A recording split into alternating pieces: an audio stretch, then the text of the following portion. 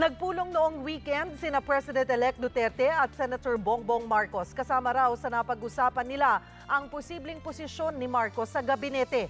Ano kaya ang inalok sa kanya? Umaaksyon si Mia Reyes. Kahit tumuulan at maghahating gabi na nitong Biyernes, game na nangumusta at nakipagpa-picture pa si President-elect Rodrigo Duterte sa mga residente sa iskinitang ito sa Davao City. 5 araw din kasing hindi nakita sa publiko si Duterte. Matapos ito, dumiretso si Digong sa isang closed-door meeting para kausapin ang kaibigan sa Senador Bongbong Marcos. Higit 4 na oras ding nag-usap ang dalawa kasama ang iba pang bumisita kay Duterte. Naging malaman naman ang sagot ng senador nang tanungin kung ano ang pinag-usapan nila ni Digong. After the 1-year ban, sir, did he offer a post? Well, we talked a little bit about what will happen now, pero wala pang detalye.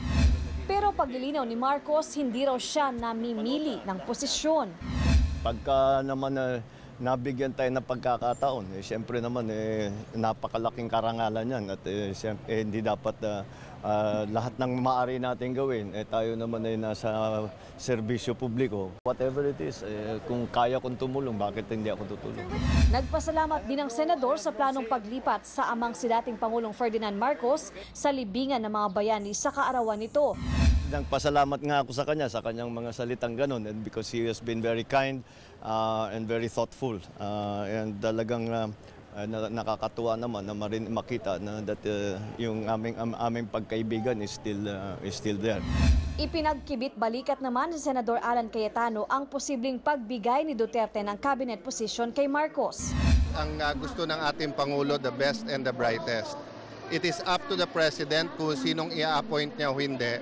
So let us just take it at face value na may mga bumibisita, may mga paparamdam, may mga speculation, may mga real na posibleng offers, pero actually a year away from now is so long.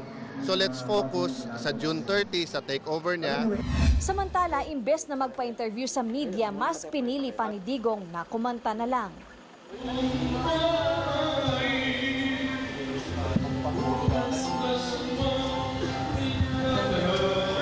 Mula Davao City, umaaksyon, Mia Reyes, News 5. Be sure to come back. News 5 everywhere. Copyright 2016.